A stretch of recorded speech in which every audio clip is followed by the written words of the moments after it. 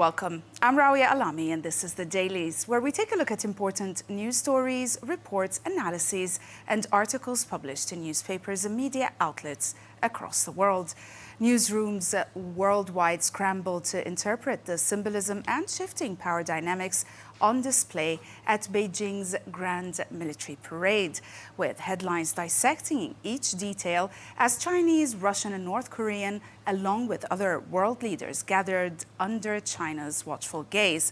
Across the Atlantic, American newspapers also covered pressing domestic developments, such as a federal judge halting the administration's National Guard deployment in California, and also the release of thousands of pages of the Epstein files late Tuesday, with Democrats quick to note much of the material was previously available. We'll start with the New York Times, which reported on the Chinese president's military parade, providing a clear-eyed look into China's assertive posture in world politics. The piece captures Xi's dramatic display of firepower alongside Russia's Vladimir Putin and North Korea's Kim Jong-un, emphasizing China's message that it will no longer be intimidated by Western powers. The report explains the parade's big show and the absence of Western leaders sent a clear signal. China was showing its strength and pride, while also sending a message about its growing role in world politics. The piece describes the cutting-edge military technology displayed at the parade and covers China's strategic alliances, as well as Donald Trump's immediate rebuke, illustrating the tense and shifting landscape of international relations. The Economist published an analysis reviewing how President Xi Jinping's summit, attended by more than 20 world leaders, marks China's ascent as a center for international diplomacy amid growing global opposition to America's policies under Trump. The piece notes Xi's impressive guest list of both autocratic and also former pro-Western states, highlighting shifting alliances spurred by America's trade wars and unpredictable sanctions. China's promise of stability, especially in trade, appears increasingly attractive, even as military and institutional unity among these nations remains fragile. While China's dream for a new global order isn't yet reality, hosting such diverse leaders showcases its rising influence and also underscores the cost of Trump's confrontational approach. The Guardian published an analysis offering a vivid review of this landmark gathering of the Chinese, Russian and North Korean leaders in Beijing, portraying it as a powerful symbol of shifting global power dynamics. The analysis also highlights how this dramatic image, once unimaginable, reflects deepening ties among autocratic regimes following Trump's re-election and ongoing conflicts like Russia's war in Ukraine. Despite their united front, the article notes serious internal challenges facing China, also Russia and North Korea, which may distract from their geopolitical ambitions. The piece thoughtfully assesses the uneasy reactions of Western capitals and questions whether such choreographed unity can bring lasting strategic change in global relations. As for foreign policy, described the Chinese military parade as a signal that the regional military balance has irrevocably changed. Yet foreign policy also warns against India aligning itself too closely with China and Russia in response to President Trump's punitive tariffs and cooling relations with Washington. The report explains that despite India's current diplomatic frustrations, its long-term growth and security require investment and technology from advanced democracies and not authoritarian regimes. The piece also reviews India's tradition of balancing relationships with various powers and argues that short-term friction with the US may indeed fade. So New Delhi should not abandon modern partnerships for unreliable alternatives with Beijing or Moscow.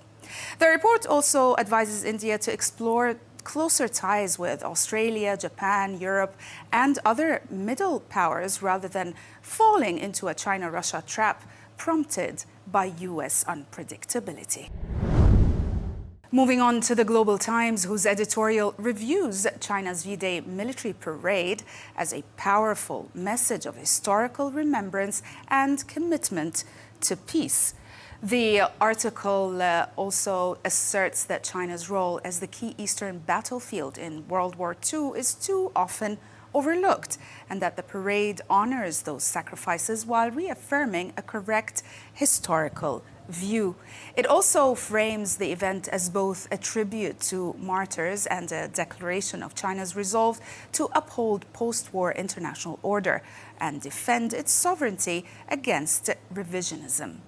The editorial also presents China's vision for global cooperation, rejecting rivalry and advocating for a shared future for all nations. China's parade, the editorial claims, is both a display of force and a pledge for lasting peace. In a special report, the Washington Post analyzes how President Trump's nationalist and protectionist policies have undone the post-World War II global order built around U.S. leadership. The piece also argues that Trump's disregard for international institutions and aggressive America First stance have weakened U.S. alliances and legitimacy, opening the door for China to claim the mantle of global stability and multilateralism. China's President Xi Jinping now appeals to world leaders as a defender of the UN system and multilateral cooperation, drawing support from countries unsettled by U.S. unpredictability. The report features expert perspectives warning of the dangers ahead as more nations see China as an anchor, while America's influence wanes in an era of economic rivalry and uncertainty. The Wall Street Journal's editorial board had something to say about the recent ruling of a federal judge that President Trump has been using troops illegally to perform law enforcement functions in Los Angeles. In its editorial, the Journal reviews President Trump's effort to tackle crime in major cities, focusing on political and also legal limits to his power outside Washington, D.C. The piece explains that Trump's success in reducing crime in D.C. is partly due to unique federal authority, while his push to use National Guard troops in places like Los Angeles and also Chicago faces tough legal restrictions. The editorial highlights Chicago's persistent crime and criticizes local Democratic leadership, but cautions that using federal forces for street policing could spark legal battles and unrest. Trump's plans for Chicago remains unclear, but federal power to intervene is limited unless the Insurrection Act is invoked. The Financial Times reported today on Google's escape from the most severe punishments in its U.S. monopoly case. The report highlights how judges' decision shaped by AI's rise and competition spares Google from being forcibly divided or losing its flagship products, Chrome and Android. Instead, Google is required to loosen exclusive deals, particularly with Apple, and share more user data to encourage competition. Now, the report balances voices from tech analysts, legal experts, and also critics who argue that the remedy isn't strict enough. Investor reaction is covered, with Alphabet and Apple shares rising sharply on the news. But the piece concludes that the 5-year duration of the order, along with Google's position on artificial intelligence, highlights how rapidly the technology industry is changing. Daniel Finkelstein wrote in The Times critiquing Reform UK's decision to model its public service and immigration reforms after Trump's radical, controversial DOGE initiative. Finkelstein observes that while Trump is deeply unpopular in Britain, reform tapped into public desire for practical outcomes over bureaucratic process, even referencing Musk's failed leadership of Trump's DOGE department. The article also details how Musk's disruptive cost-cutting efforts were chaotic and mostly ineffective, often overturning critical programs without real savings, and ultimately collapsed under practical and also legal pressures. Finkelstein argues that despite frustrations, sustainable reform demands thoughtful systems and checks, not reckless disruption. He acknowledges reform's grasp of popular impatience, but warns against repeating Trump's costly mistakes. Back to the New York Times, where we will end with this report that explores the whirlwind of rumors about President Trump's health, which sparked by his brief public absence and visible bruising. Now, online speculation surged with viral conspiracy theories claiming Trump was dead or hiding serious illness, despite his frequent social media posts saying he felt fine. The piece also reviews America's history of presidential health secrecy, also noting similar controversies around past leaders and how Trump's age and minimal disclosures fuel doubts. The report balances doctors' views on Trump's fitness, highlighting both plausible medical conditions for his visible symptoms and skepticism about the official explanations. That's it for today. Thanks for watching.